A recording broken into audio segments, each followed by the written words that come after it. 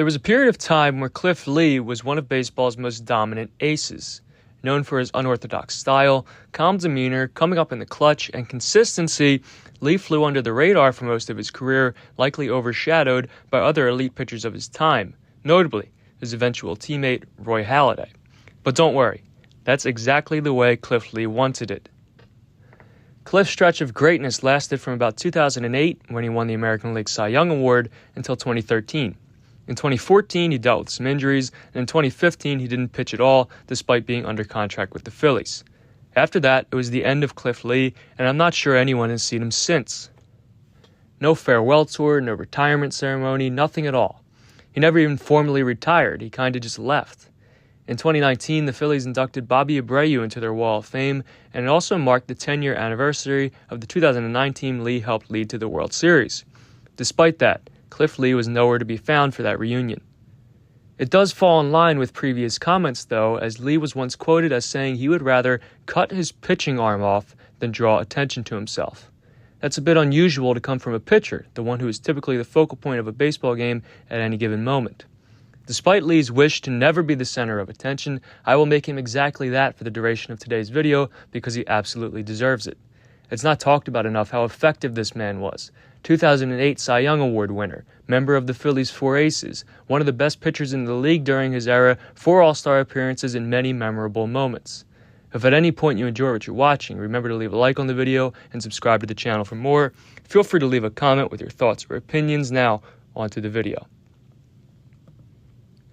Everything about Cliff Lee's career was unique. For starters, he was selected in 3 separate drafts, first by the Florida Marlins out of high school in 1998, then by the Baltimore Orioles after a year at community college, and eventually by the Montreal Expos in 2000 after 2 years of community college and 1 year at the University of Arkansas.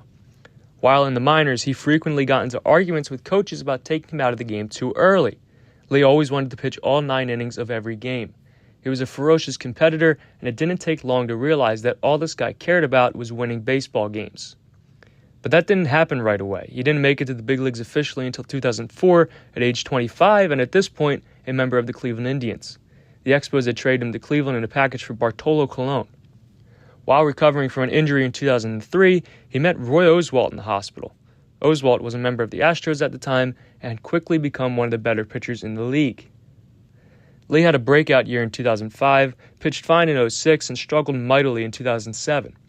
Recall that the Boston Red Sox won the 2007 World Series only after defeating Cleveland in the ALCS, coming back from a 3-1 deficit.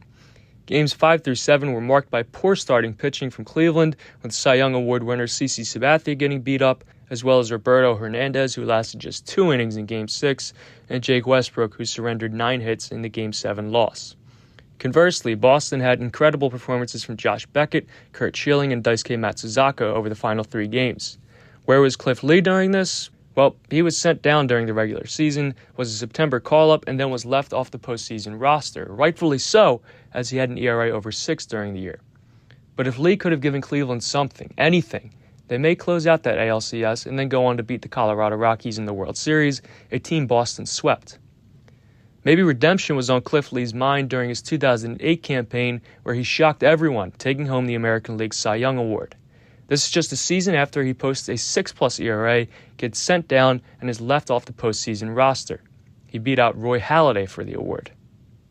Lee entered 2009 as Cleveland's ace after CC Sabathia had been traded to the Milwaukee Brewers at the deadline of the 2008 season. And a drive into left field, that is well hit. Ryan Braun looks up. Grand slam home run for Victorino. By the time the trade deadline rolled around in 2009, Cleveland was double-digit games under 500 and 12 games out of a playoff spot, so it made sense for them to ship off Lee. They sent him to a team who was eager to add an ace to their rotation, the defending World Series champion Philadelphia Phillies. Young lefty Cole Hamels was pivotal in that World Series win, earning himself World Series MVP, but come 2009, he was struggling a bit. On top of that, Brett Myers was dealing with some strange injuries all year. 26-year-old Jay Happ was pitching well, but he lacked experience, which was made up for by 46-year-old Jamie Moyer and 37-year-old Pedro Martinez. Yes, Pedro Martinez was a Philly in 2009. That was his final season. Joe Blanton was also not very steady, so the Phillies needed some help, and help they got when they traded for Roy Halladay at the deadline. Oh wait, that didn't happen. The Phils pursued Halladay, the 2003 Cy Young, aggressively, but ultimately didn't get the deal done because the Blue Jays were asking for Happ as well as prospects Dominic Brown, Michael Taylor, and Kyle Drabeck, which the Phillies felt was just too much. Instead, they settled for the reigning Cy Young, Cliff Lee, not a bad consolation prize. Lee endeared himself to the Philadelphia faithful during their 2009 World Series run, where he was incredible. In the 2009 postseason, Lee went 4-0 with a 1.56 ERA. The Phillies gave him the ball for Game 1 of the World Series in the Bronx, where he was almost late for the game because he got caught in traffic, so he had to take the subway.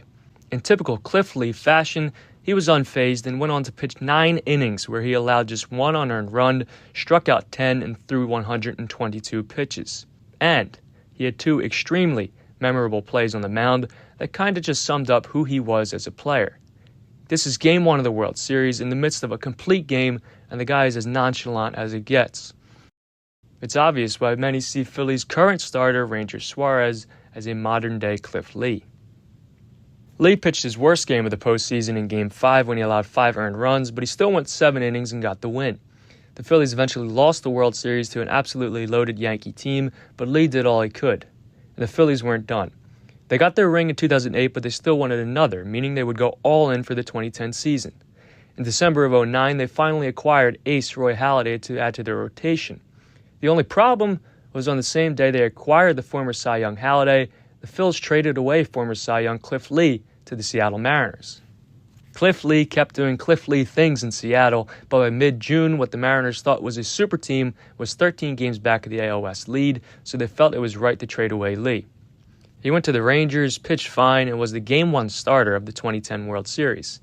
2 years in a row now, Lee started Game 1 of the World Series, this time against San Francisco Giants ace Tim Lincecum. Lee struggled and then pitched again in Game 5 and did all right, but not good enough. The Rangers came up short, the Giants won the World Series, and Lee was now first loser 2 years in a row. All in all, the 2009 trade of Cliff Lee from the Philadelphia Phillies to the Seattle Mariners was downright stupid. Phillies general manager at the time, Ruben Amaro Jr., has since said it was one of the worst mistakes he ever made. The 2010 Phillies, who won 97 games, the most in baseball that year, fell to the eventual champion Giants in the NLCS. They had Cole Hamels, who turned in another solid year, Roy Halladay, who won his second Cy Young Award that year, and they even acquired multi-time Cy Young finalist Roy Oswalt at the trade deadline. If they could have kept Cliff Lee, things might have been different. There's a real good chance the Phillies bring home the 2010 World Series if they just had Lee. Step back and evaluate, your options, and you get a chance to, pitch in this rotation with, Halladay, Oswalt, Hamels. I mean, that's all I needed to see right there. If give me that a real option to do that, that's it. So Lee and the Phils decided to run it back for 2011 on a contract that was $30 million less than what the New York Yankees offered him. Everyone had assumed Lee would be in pinstripes come opening day 2011, and I suppose they were right, only the pinstripes were red. Lee took a huge discount to come back to the Phillies, and maybe it was in the back of his head that he'd never be able to show his face in Philadelphia again had he gone to New York after 2009. Especially considering this guy's not interested in any extra attention, or attention at all for that matter. But the reason he gave for signing a 5-year, $120 million pact with the Phillies was because he felt they had the best chance of winning the World Series. Lee never wanted to leave the Phillies in the first place, and he was surprised when he was shipped to Seattle a year prior. All he cared about was winning, so for him, coming back to Philadelphia and forming a rotation that would be known as the Four Aces was an absolute no-brainer. The 2011 Phillies team played baseball the way our forefathers intended it. They could hit, they could pitch, they could field, they could run, and most importantly, they could win baseball games, a Major League best 102 of them. It became a foregone conclusion that the 2011 Phillies were winning the World Series. During the month of June, Lee had an ERA of 0.21. That's right, he allowed 1 run across 42 innings pitched in 5 starts, which included 3 consecutive complete game shutouts. During that season, he had a league-leading 6 complete game shutouts. Second place in the National League belonged to a few guys who each had just 2. Lee was dominant. Those arguments with minor league pitching coaches nearly a decade ago proved to be useless. Give Cliff Lee the ball for 9 innings, and he's going to fight for 9 innings. Now, this is what I'm talking about when I say Cliff Lee has been undeservedly forgotten about. Hitters feared him. Four-time All-Star Ian Kinsler once said facing Lee was what he imagined facing Sandy Koufax was like. Nolan Ryan said he was the most consistent pitcher he'd ever seen. Lee had one of the best peaks ever from ages 29 to 34. As for 2011, 3 of the 4 aces finished in the top 5 in NL Cy Young voting. Halladay finished in second, Lee in third, and Hamels in fifth. All 3 had sub-3 ERAs, Lee with a 2.40, and he had the most strikeouts of the bunch with 238, good enough for third in all of baseball. As for the playoffs, Lee pitched just 1 game that year and allowed 5 runs in a Game 2 loss. Luck was not on his side in that one, but it would go on to be his final postseason start of his career. The Phillies lost the 2011 NLDS to the wild-card St. Louis Cardinals in 5 games. Then they missed the playoffs for 10 straight years after that. The story of the 2011 Phillies was supposed to be the 4 aces, the greatest pitching staff of all time, leading the team to their 3rd championship in franchise history. Instead, they disappointed and led to one of the worst decades in franchise history. Cliff Lee left baseball soon after when he wasn't able to recover properly from an elbow injury. Or maybe he was just done with the sport. We don't know because, as I said earlier, Lee left without saying much at all. His Hall of Fame bid was short-lived, likely because of his lack of longevity, which is fair. I'm not saying Lee had a Hall of Fame career. But what I am saying is if you talk to the hitters who faced him, I'm sure they'll tell you that he was a Hall of Fame talent. I'm not saying he's one of the greatest pitchers of all time or anything crazy, but for about 6 years, he was one of the best pitchers on the planet.